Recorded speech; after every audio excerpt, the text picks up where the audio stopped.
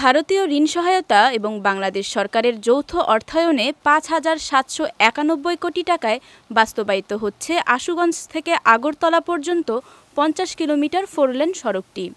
২০২০ সালে প্রকল্পটির কাজ শুরু করে ভারতীয় ঠিকাদারি প্রতিষ্ঠান এফকনস ইনফ্রাস্ট্রাকচার লিমিটেড। ২০২৩ সালে কাজ শেষ হওয়ার কথা থাকলেও ধীরগতির কারণে প্রকল্পের মেয়াদ বাড়ানো হয়েছে ২০২৫ সালের জুন পর্যন্ত। তবে গত ৫ আগস্ট সাবেক প্রধানমন্ত্রী শেখ হাসিনা পদত্যাগ করার পর নিরাপত্তা ইস্যুতে দেশ ছাড়ে ভারতীয় ঠিকাদারি প্রতিষ্ঠান এফকনস এর প্রকৌশলী কর্মীরা। ফলে বন্ধ হয়ে গেছে এই প্রকল্পের কাজ। গুরুত্বপূর্ণ এই সড়ক দিয়ে ঢাকা ব্রাহ্মণবাড়িয়া ও চট্টগ্রাম সিলেট রুটে প্রতিদিন ছোট বড় মিলে ৩০ থেকে ৪০ হাজার যানবাহন চলাচল করে।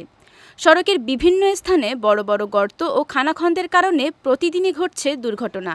সড়কের বিভিন্ন অংশে বেহাল দশায় যাত্রী দুর্ভোগ চরমে পৌঁছেছে। ঢাকা থেকে গাড়ি নিয়ে আসি, এখান থেকে আমাদের কুড়িসমুড়ি যেতে প্রায় ২-২.৫ ঘন্টা চলে যায়।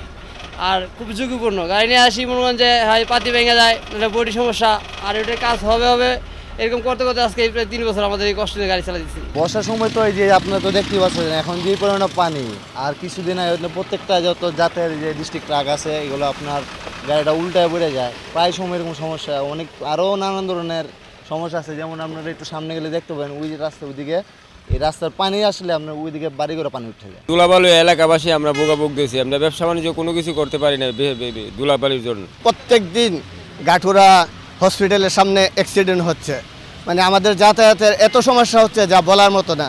প্রকল্পের কাজ কবে শুরু হবে সে বিষয়ে অনিশ্চয়তার কথা জানিয়ে সড়কের বিধ্বস্ত অংশ মেরামতে বিশেষ উদ্যোগের কথা জানালেন সড়ক ও জনপথ বিভাগের এই কর্মকর্তা।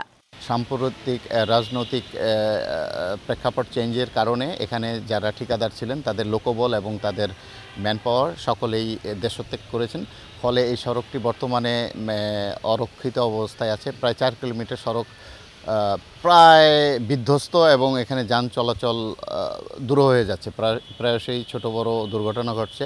তো এটি একটি স্বতন্ত্র প্রকল্প এবং এই প্রকল্পের যারা দায়িত্বে আছেন তারা এই সড়কটি মেরামতের জন্য ঊর্ধ্বতন কর্তৃপক্ষের সাথে যোগাযোগ রাখছেন এবং এই বিষয়টি প্রধান প্রকৌশলী সহ সচিব মহোদয়কে অবহিত করা হয়েছে।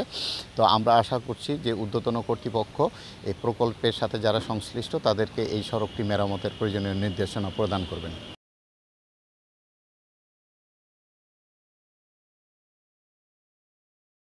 জনদুর্ভোগ লাঘবে সংশ্লিষ্টরা তৎপর হবেন এমনটাই প্রত্যাশা জেলাবাসীর। বিজয় টিভি নিউজ ডেস্ক।